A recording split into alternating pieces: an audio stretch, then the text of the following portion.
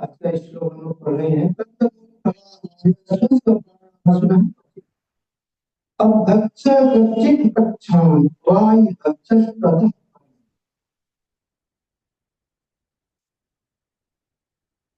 तो इस अध्याय में महाराज पृथु का हम लोग पीछे का श्लोक जो 22वां अध्याय था उसमें पढ़े कि महाराज पृथु द्वारा चारों कुमारों से पृथु महाराज की भेंट, उस भेंट में महाराज पृथु को चारों कुमारों द्वारा बताया गया कि जीवन का उद्देश्य क्या है, जीवन क्या है, तो हमारा लक्ष्य क्या है।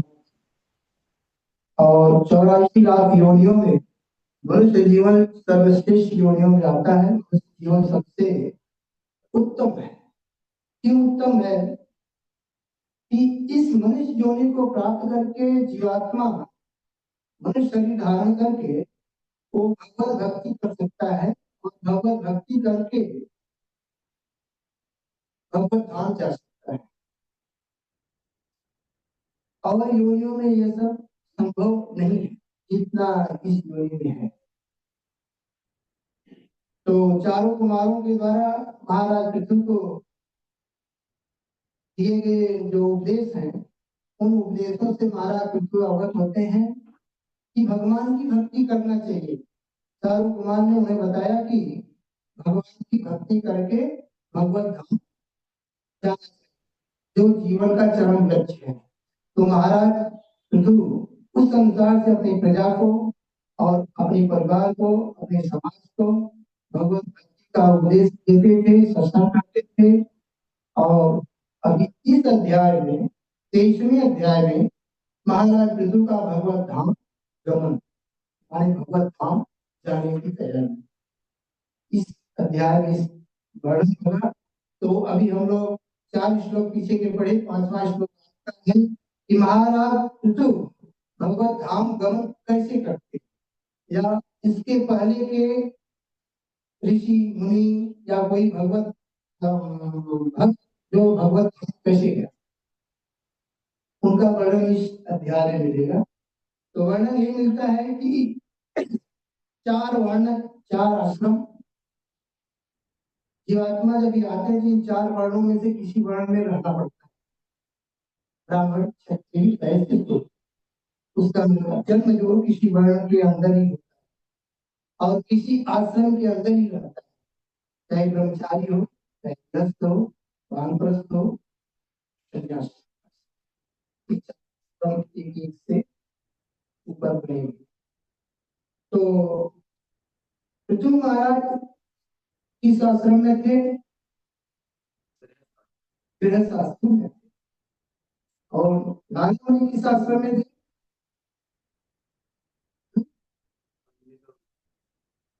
सबसे ब्रह्मचारी, एकनिष्ठ ब्रह्मचर्य नारद मुनि को कहेगा। नारद तो गृहस्थ धर्म को पालन करते हुए भी ऐसा नहीं है कि केवल ब्रह्मचारी ही भगवत धाम जा सकता है, वानप्रस्थी ही भगवत धाम जा सकता है, या सन्यासी ही भगवत धाम जा सकता है। भागवतम से ये सीख मिलता है कि गृहस्थ धर्म में रहते हुए, अपने गृहस्थ धर्म का पालन करते हुए कोई भी जीवात्मा भगवान की भक्ति करके भक्ति योग का सहारा लेकर के, गुरु शास्त्र के माध्यम का सहारा लेकर के वो भगवत धाम जा सकता है। जिस प्रकार पृथु महाराज भगवत धाम जाने की तैयारी करते हैं। अब पृथु महाराज गृहस्थ धर्म में रह करके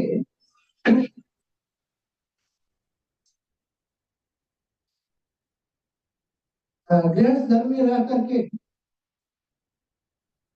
अपने जीवन का उपयोग भगवान की भक्ति में लगाया, प्रजा को समझाया, जन समाज को समझाया,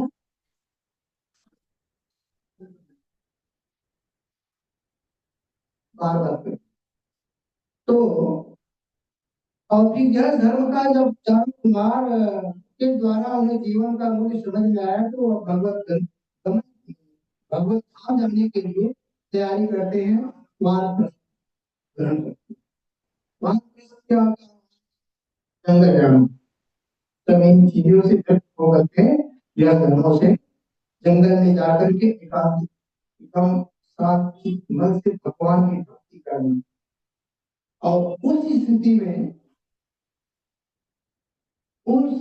में जंगल में वन में जो कुछ प्राप्त हो उसी से उधर पालन करना है, भूख मिटाना है, प्यास मिटाना है। ऐसा नहीं कि फिर जंगल में जाकर के नहीं, ऐसा नहीं। वही तो उसका वर्णन है किस प्रकार से पृथु महाराज उस जंगल में अपना जीवन यापन कर रहे हैं भगवत भक्ति करते हुए। इस बात पर इसमें बताया गया है कि कंदमूल फलाहार, कंद पेड़ के तना को कहा जाता है। जैसे कुछ कंदमूल होते हैं, क्या होते हैं, रतालू, आलू, और एक कंदमूल होता है, तना होता है, जिसे भगवान राम ने मन में ऐसे कंदमूल का वो जमीन में होते हैं, जिससे वो काट काट करके खाया जाता है। तो उनके तनों और मूल, उनकी जड़ फल फल का आहार करते थे। कंद मूल फल का आहार करके अपना जीवन यापन। शुष्क पर्णासन पची, कभी कभी शुष्क माने सूखे, पर्णासन माने पत्ते, कभी कभी भगवत भक्ति करते थे, वहां पर तपस्या करते थे, तो कभी कभी सूखे पत्तों का भी भोजन करते थे, उसी से वही खा करके रह जाते थे। शुष्क पर्णासन पची अपभक्ष कच्चित पक्षाम, यहाँ जो अपभक्ष लिखा है ना, अप का अर्थ होता है आपको, नहीं शब्द उसका आपको जल होता है। तो उसका अपभक्ष कभी कभी जल पी कर पी रहते, अगर भूख प्यास लगती थी तो जल पी करके ही रहते। कच्चित कभी कभी पक्षान, जल पीकर कभी कभी कितना भी करते थे। पक्षान माने पखवाड़ा, पखवाड़ा कौन समझता है? हर महीने में दो पक्ष होते हैं,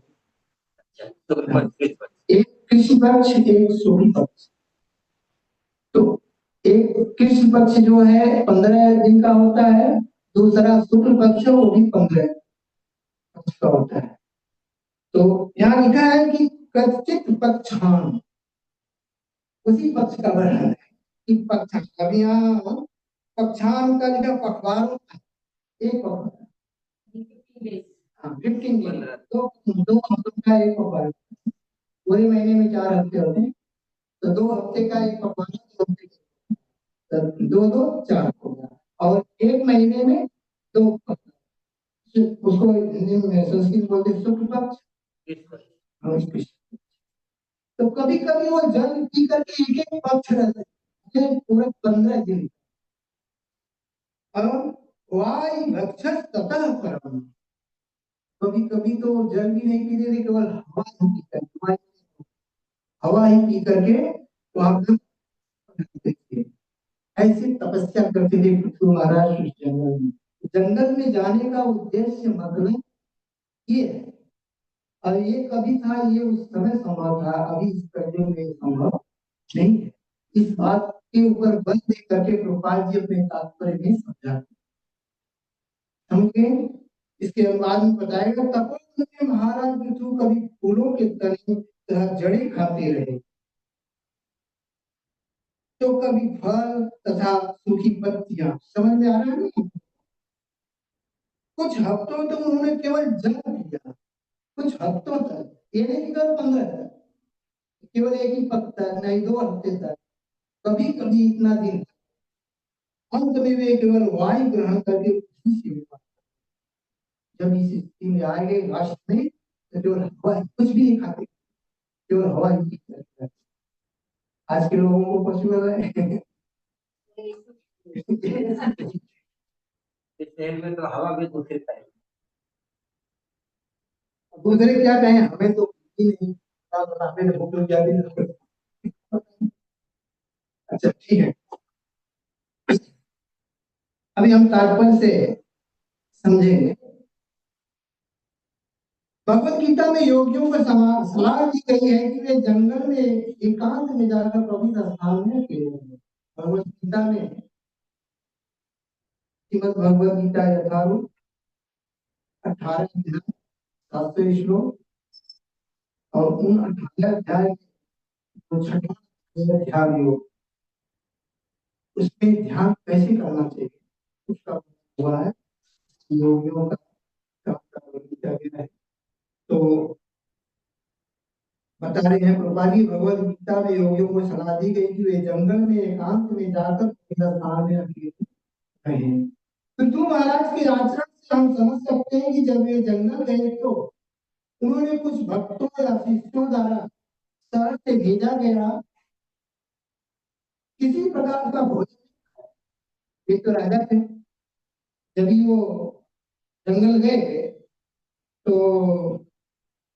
कर्मचारी या राजा के सभी लोग महाराज के लिए व्यवस्था की भोजन भेजा अच्छे से, तो उन्होंने बनाया हुआ खाया।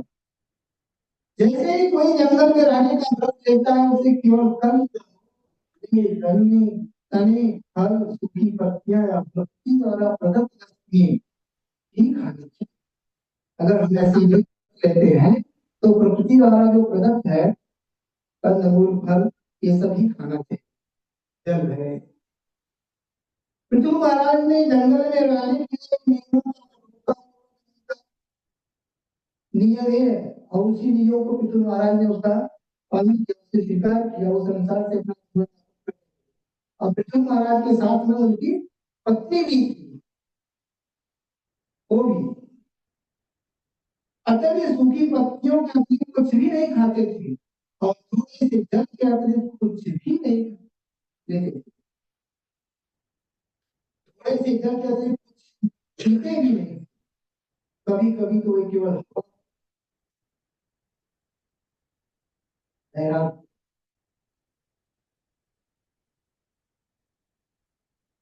कभी कभी वे वृक्षों के कुछ फल फल खा लेते थे। इस प्रकार जंगल में रहकर भोजन के मामले में कभी तपस्या। दूसरे शब्दों में जो आध्यात्मिक जीवन में उन्नति चाहता है जी लिखते हैं कि ये दूसरे शब्दों में का हमें जब भी ये सब मिलता है हमें हमें अपने गुरु महाराज का याद रखना, क्योंकि गुरु महाराज जब प्रवचन करते हैं तो उस बात को बता करके दूसरे शब्दों में दूसरे भाषा में एक ही चीज समझाते थे। दूसरे शब्दों में जो आध्यात्मिक जीवन में मुक्ति करना चाहता है उसे अधिक भोजन नहीं करना चाहिए।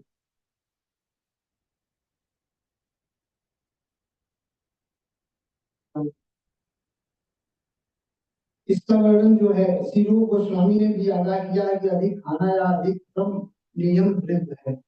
अधिक खाना नहीं चाहिए, अधिक मेहनत भी नहीं करना चाहिए, यह नियम के विरुद्ध है। अत्याहार अभ्यासस्य, हाँ उद्देश्य उन्होंने श्लोक लिखा है अत्याहार। इनसे कभी भी आध्यात्मिक जीवन में उन्नति नहीं की जा सकती। क्यों नहीं खाना चाहिए? क्योंकि अगर हम ज्यादा खाएंगे तो हमें आलस है, हम आलसी बनेंगे और ज्यादा मेहनत करेंगे तो हमें थकान लगेगी। तो हम जो कार्य करना चाहेंगे, भक्ति करना चाहेंगे या भौतिक ही काम करना चाहेंगे नहीं कर पाएंगे। वैदिक आदेश के अनुसार जंगल में रहना पूर्णतः शत्रु, वैदिक आदेश दे रहा है, मानेंगे शास्त्रों के द्वारा लिखी गई है कि जंगल में रहना शत्रु, तीन प्रकार के गुण हैं प्रकृति के, तीनों गुणों के अंदर ही ये जो भौतिक संसार चलता है सभी जीवात्माएं उसके अंदर ही रहती हैं। तो जंगल में रहना एक सतोगुणी लक्षण है। शहर में रहना रजोगुणी लक्षण। रजोगुण का मतलब होता है ऐश्वर्यवान, सुख, वैभव से संपन्न। तथा वैश्यालय या मंत्रालय में रहना माने जो नशा करते हैं ये तामसिक होता है। किंतु मंदिर में रहना वैकुंठ में रहना है। भगवान जी लिखते हैं इन चीजों को ऊपर है वैकुंठ, अगर जो मंदिर में रहता है, मंदिर से कनेक्टेड रहता है, मंदिर के नियमों का जो पालन करता है, उस वैकुंठ के जो कि भावना भक्ति योग के माध्यम से अगर कुछ भावना भावित हो जाए तो उसका जीवन वैकुंठ की तरह से मिल सकता है। भले ही इस संसार में रहे, लेकिन उसको भक्ति योग का पूर्ण जो विश्वास होना चाहिए, कुछ भावना भावित तो जो 4 स्टेप बताए गए हैं, चौथे स्टेप पे पहुंच जाए, 9 स्टेप बताए गए, सत्संग, साधु संग, निष्ठा। जो व्यक्ति भक्ति के माध्यम से निष्ठा तक पहुंच जाए और निष्ठा तक पहुंच जाने के बाद वो भी डगमगाता नहीं है। निष्ठा का मतलब पूर्ण विश्वास। हाँ, भगवान है, श्री भगवान श्री कृष्ण भगवान है, एक मानुष नहीं। कुछ लोग विरोध करते हैं कि कृष्ण एक राजकुमार है, पर ब्रह्म नहीं है, भगवान नहीं है, परमात्मा। लेकिन निष्ठा हमारी ये होगी कि भगवान पर ब्रह्म है, परमात्मा है, भगवान है, ईश्वर है, परमा कृष्ण सच्चिदानंद विग्रह, अनादि आदि गोविंद सर्व कारण कारण, सभी कारणों के कारण परम ईश्वर है। अगर यहाँ तक हमारा दृढ़ निश्चय हो जाए तो हमें कोई वो डगमगाना चाहेगा, टालना चाहेगा, बुलाना चाहेगा, ठगना चाहेगा, तो हमें हटा। यह भक्ति योग के माध्यम से ही सफल हो सकता है। साधना भक्ति के माध्यम से वहां तक पहुंचा जा सकता है। इसलिए हमारी साधना स्ट्रांग होनी चाहिए। उस साधना में इस युग के लिए हरि नाम बताया, हरे नाम एव केवलम कलौ नास्तेव जगत। कलयुग के लिए एक ही धर्म बताया गया, केवल हरि का नाम, हरि का। 3 बार जहां जिस बात पर बल जाता है 3 बार, तो वो ठोस होता है, वो प्रमाणिक होता है। तो शास्त्र इस बात पर बल देता है कि हरि करना। इसीलिए हमारे इस्लाम संस्था जो है हरि नाम पर, और हम लोगों को हरि नाम पर पूरा दृढ़ विश्वास करके हमें जप करना चाहिए। और हम लोगों का तो सौभाग्य बहुत अच्छा है कि हम लोगों को यहाँ पर कृष्ण माता जी के द्वारा कराया गया है, इस्लाम गोरेगांव के माध्यम से। यहाँ यह व्यवस्था है, सब लोग 5:30 बजे यहाँ बैठ करके 7 बजे तक जो आते हैं वो करते हैं, उनको अच्छा अनुभव होता है।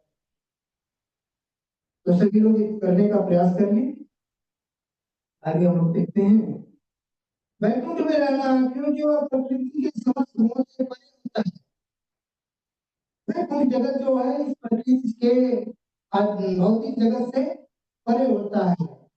वहाँ ये जन्म मृत्यु जरा व्याधि दोष दुख ये सब नहीं होता है। इस महानामिक आंदोलन मनुष्य को भगवान के मंदिर में रहने का सुअवसर। इस जो आंदोलन है, इस कौन जो संस्था है, ये सबको एक चांस प्राप्त ये सब सबको प्राप्त, इसके लोग के भक्त होकर इस भावित हुए। जो वैकुंठ के ही समान होता है, अतः कृष्ण भक्त को न तो जंगल जाने की जरूरत है। बाकी देखते हैं कि कृष्ण भक्त को जंगल जाने की जरूरत नहीं है, न ही जंगल में रहने वाले महाराज या ऋषियों तथा मुनियों का किसी रूप से अनुकरण करने का भी नहीं। तो एवं जो पहले ऋषि मुनि सदगुरु द्वापर संहिता में जो जंगल में जाकर के अपनी कठिन तपस्या करते थे जंगलों में, ये सब करने की कुछ जरूरत नहीं है। उन्हें भक्ति योग धारण करके के माध्यम से इस भावना भाव होने का प्रयास करना चाहिए। भगवान का शुद्ध भक्त करके भगवान की भक्ति करना चाहिए। अब मंदिर में जाना चाहिए, मंदिरों में जुड़ना चाहिए, रहना चाहिए। श्री रूप गोस्वामी शासन के मंत्री पद से अवकाश पाने के बाद वृंदावन बन गए और महाराज विष्णु की भांति नीचे रहेंगे। रूप गोस्वामी का पद देते हैं कि जैसे वैसे रूप गोस्वामी भी जब ये अपना शिक्षण पद छोड़े तो वो भी वृंदावन में एक वृक्ष के नीचे ही रहते थे। अभी हम लोग जो ये सब तो इन छह वस्तुओं के बारे में ही बताया गया कि रूप सनातन दास गोपाल इस छह वस्तुओं के लेटर में भी देखिए यहाँ पर इनके ही सिद्धांत इनका ही बनाया हुआ नियम इसको हम फॉलो करते हैं। जो इनके द्वारा लिखित है वो भक्ति रसायन उसमें सब बताया गया है।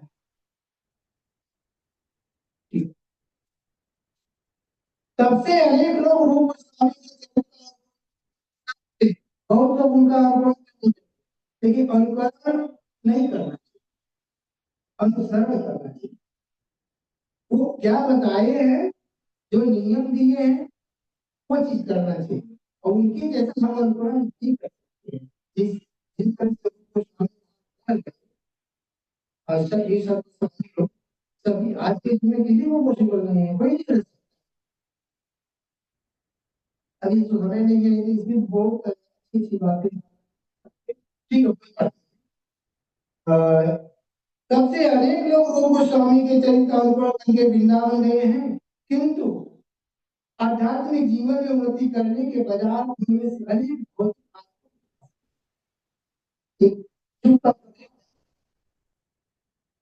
अगर कोई ऐसा सत्सुख के जैसा कर्म करना यहाँ चाहे तो उसको कहीं वो अपना काम करेगा, वो देने वाला आ जाएगा। समझे क्या? तो बहुत लोग भौतिकतावादी में फंस गए, माने अपने लक्ष्य से नीचे गिर गए, पतन हो गया, भौतिक आत्मा में फंस गए और वृंदावन जाकर भी अवैध संबंध, यौनाचार, धूप कीड़ा या नशे के शिकार हुए हैं। वृंदावन जाने का मकसद कुछ अलग प्राप्ति करके भगवत धाम जाना, अपनी भक्ति को स्ट्रॉन्ग नहीं लग सकता है। जब भगवान वृंदावन की यात्रा है, वृंदावन जाना है, मथुरा जाना है या जगन्नाथपुरी जाना है या तो हमारा ये होना चाहिए कि हम अपनी भक्ति को और स्ट्रॉन्ग करके भगवत भक्ति इतनी दृढ़ कर लें कि हम विचलित न हो, कलयुग के प्रभाव से विचलित न हो और स्ट्रॉन्ग भक्ति करके भगवत भक्ति प्राप्त करके ये नहीं कि अभी वहां भी गए तो हम यहाँ भी जैसे जैसे घर बना लें, ऐश्वर्य बिताए, अच्छा सब वैराग की जीवन है, वहां पर जाने के बाद वैराग्य उत्पन्न।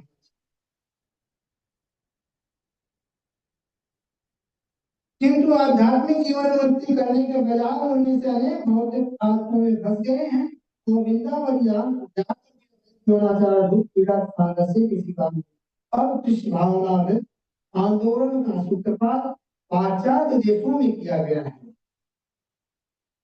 पाश्चात्य देश अमेरिका, इंग्लैंड, रशिया, इसको पाश्चात्य देश बोलते हैं। वहां पर कृष्ण भावना में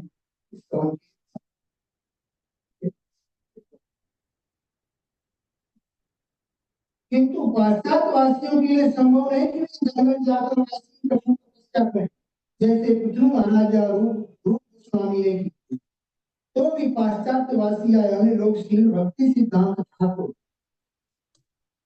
का अनुसरण मंदिर में रहकर करते हैं। देखिए यहाँ पर भक्ति सिद्धांत का वर्णन किया गया है, गया है कि वो मंदिर में मंदिर मंदिर में भगवान है, मंदिर से प्रसाद मिलेगा, मंदिर में हमारी भक्ति स्ट्रांग हो सकती है, मंदिर में हमें प्रसाद मिलेगा, भगवान को प्रसाद कर सकते हैं, कलमश को धो सकते हैं, को दूर कर सकते हैं।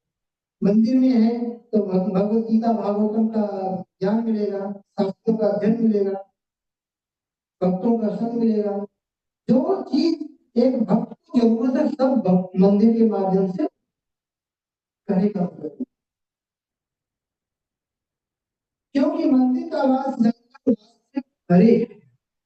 जंगल वास से मंदिर का वास परे है, क्योंकि स्वयं भगवान साक्षात कृष्ण विराजमान है। श्रीमती राधा यहाँ पर आचार्य लोग विराजमान है, चैतन्य महाप्रभु विराजमान है, सबकी कृपा हमेशा बरसती है, केवल लेना चाहिए। कृपा जी और कृपा बरसा रहे हैं। वे कृष्ण प्रसाद के अतिरिक्त कुछ न ग्रहण करने का व्रत ले सकते हैं, विधि विधानों का पालन कर सकते हैं, और प्रति 16 माला हरे कृष्ण मंत्र का जप कर सकते हैं। इस प्रकार उनका आध्यात्मिक जीवन कभी भी विचलित नहीं होगा। यह लाभ है सेंटर से, जो मंदिर से या किसी भी स्मरण मंदिर से मंदिर में एक खबर क्या चाहिए कि हमारी भक्ति कैसे स्टार्ट, कैसे, तो ये सब चीज मंदिर में ना, ठीक है। गंगा श्री भागवतम की जय, श्री श्रील प्रभुपाद महाराज की जय। आज तक और कुछ बात कर समय ही नहीं होगा। ठीक है, किसी का कोई प्रश्न है, जिज्ञासा है, टीका